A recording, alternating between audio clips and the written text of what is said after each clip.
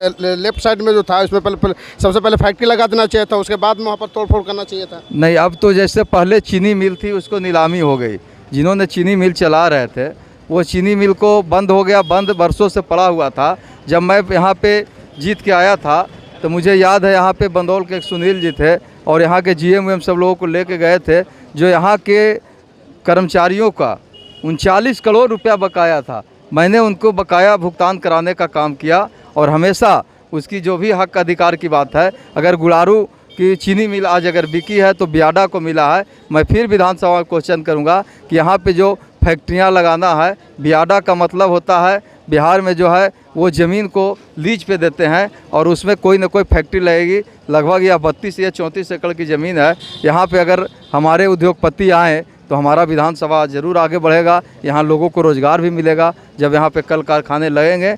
दुर्भाग्य है कि हमारा चीनी मिल बंद हो गया, क्योंकि जब चीनी मिल जिस समय बंद हुआ उस समय तो मैट्रिक का एग्ज़ाम ही मैं दिया था।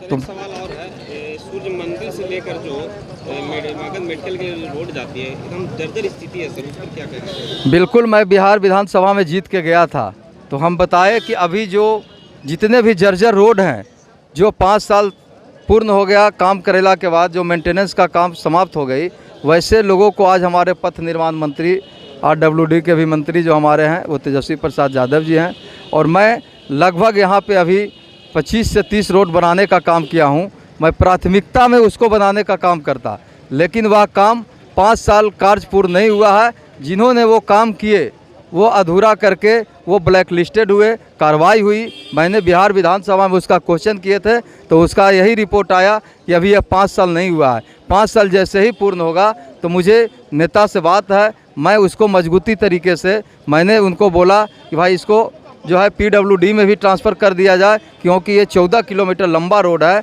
और मेरे विधानसभा का सबसे ख़राब अब वही रोड होगा और मैं प्राथमिकता में उसको बनवाने का काम करूँगा। Thank you sir. Panchmukhi news में आप सबों का स्वागत है। जो भी मांगे होगी, जो भी हमारे एक एक खून एक एक परिश्रम आपके लिए होगा। मैं 24 घंटा मैं आप लोगों के बीच में रहता हूं और 24 घंटा आप लोगों के बीच की बात को सोचता हूं। हमेशा सोचता हूं कि मेरा विधानसभा। नमस्कार, आप देख रहे हैं PA न्यूज। मैं हूं मिथिलेश कुमार। आज गया जिला के गुरारू प्रखंड के अंतर्गत अखिल भारतीय अति पिछड़ा न्याय संघ के बैनर तले जननायक कर्पूरी ठाकुर जी का 99वें जयंती समारोह मनाया जा रहा है। हर दल के नेता भी यहाँ पर मौजूद हैं और हमारे यहाँ के विधायक आपका विनय कुमार यादव जी भी यहाँ पर मौजूद हैं। मैं इनसे बातचीत करूँगा कि यहाँ का जो अखिल भारतीय अति पिछड़ा न्याय संघ के बैनर तले जननायक कर्पूरी ठाकुर जी का जयंती मनाया जा रहा है, इसमें लोग क्या संदेश देना चाहते हैं? बिल्कुल, हमारे जो जननायक कर्पूरी ठाकुर जी थे वो गरीबों दलितों मसीहा थे, सामाजिक न्याय के योद्धा थे। उनके नाम के पहले ही लिखा हुआ है जननायक कर्पूरी जी। वो जन जन के नेता थे। आज उनका 99वें जयंती यहाँ पे मनाया जा रहा है और यहाँ पे अखिल भारतीय न्याय संघ के द्वारा यह कार्यक्रम रखा गया और मुझे बुलाया गया। मैं उनको कोटि कोटि धन्यवाद और बधाई देना चाहता हूँ।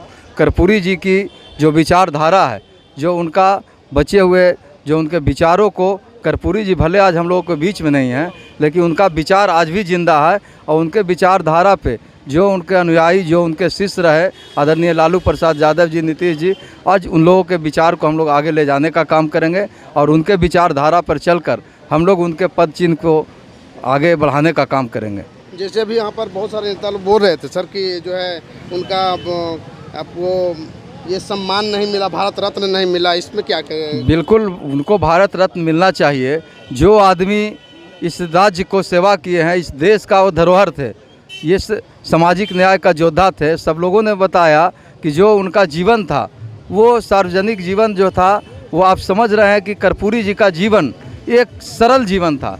एक बहुत साधारण से घर में जो 2-2 बार मुख्यमंत्री और 1 बार उप मुख्यमंत्री रहे, कभी चुनाव नहीं हारे। उनके आज देखिए तो एक मकान नहीं था उनके पास, कोई बैंक बैलेंस नहीं था, कोई अपने बेटे पुत्र के लिए उन्होंने नहीं सोचे। अभी तो एक मुखिया बनते हैं तो फॉर्चूनर गाड़ी ले आया। यही बोल रहे हैं, वो इस देश के लिए सोचे, इस देश की धरोहर थे, इसलिए उनको तो भारत रत्न मिलना चाहिए।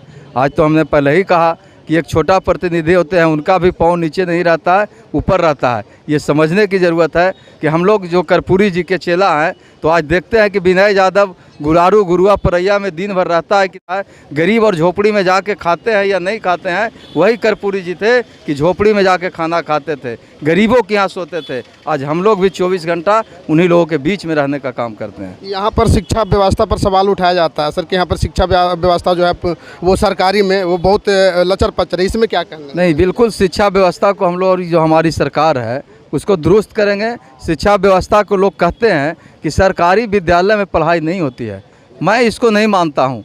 मैं भी गुरुआ उच्च विद्यालय का ही पढ़ा हूँ, सरकारी विद्यालय का ही प्रोडक्ट है। और मेरे हज़ारों लोग जो आज हैं गुरुआ गुरारू परैया में, देखिएगा दर्जनों मेरे मित्र हैं, वो डॉक्टर हैं, इंजीनियर हैं, पत्रकार हैं। आप ही का देखिए रोशन भाई जो चीफ रिपोर्टर हैं, तो सब गुरुआ हाई स्कूल के ही प्रोडक्ट हैं। तो उसके लिए अभिभावकों को, हम लोगों को और सरकार हमारी लगी हुई है, सबको अपने विद्यालय पे नज़र रखना होगा। वह आपका धरोहर है।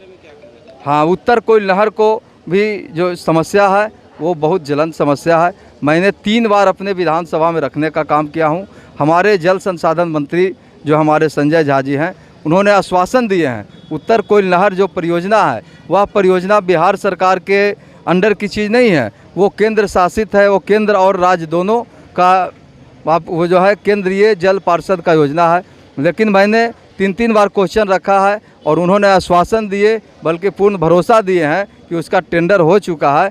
1 साल के अंदर वह पानी आएगा। उत्तर कोयल नहर का जो समस्या था उसको मैं खुद जाकर सिरौंधा तक के बालेश्वर जी के साथ मैंने भ्रमण किया, देखा। और विधानसभा में किसानों का मैं बेटा हूँ, मैं पूछे देखिएगा आप लोग वीडियो उठा के, मैंने खुद बिहार विधानसभा में बोला था कि मेरे दादाजी ने लाल पानी नहीं देखे, पिताजी नहीं देखे, अगर हम लोग नहीं देखेंगे तो ये हमारे मगध की धरती का दुर्भाग्य है। मैं सरकार से मैं बार बार मांग करता हूँ कि जो ये 1972 का योजना जो आज तक नहीं हुआ, इसको सबसे पहले पूर्ण करा के माननीय मुख्यमंत्री जी, जल संसाधन मंत्री जी, आप अपना नाम स्वर्ण अक्षरों में लिखाएं और इसको जल्द से जल्द हमारे किसानों को पानी दें। क्योंकि मैं किसान का बेटा हूं, किसान का ही नेता हूं और किसान से ही यहाँ आया हूं। मैं कोऑपरेटर हूं, कोऑपरेटिव से जुड़ा हुआ हूं और हमेशा मेरे पिताजी भी 10 साल कोऑपरेटिव बैंक का नेतृत्व किए किसानों को। तो मैं किसान का बेटा हूं, उसकी हर समस्या को निश्चित रखने का काम करूंगा। गुरारू चीनी मिल पर क्या बोलेंगे सर आप? गुरारू चीनी मिल जो है वो लगभग 1997 में ही बंद हो गई और यहाँ पे उसको बियाडा के हाथों ट्रांसफ़र कर दिया गया। सर यहाँ के तो किसानों पर भरोसा नहीं है सर बियाडा पर? नहीं, देखिए बियाडा तो अब वो किसान का काम नहीं करेंगे, अब वो बियाडा है जो यहाँ पे फैक्ट्रियाँ लगाएंगे। तो पहले सबसे पहले फैक्ट्री लगाना चाहिए था जो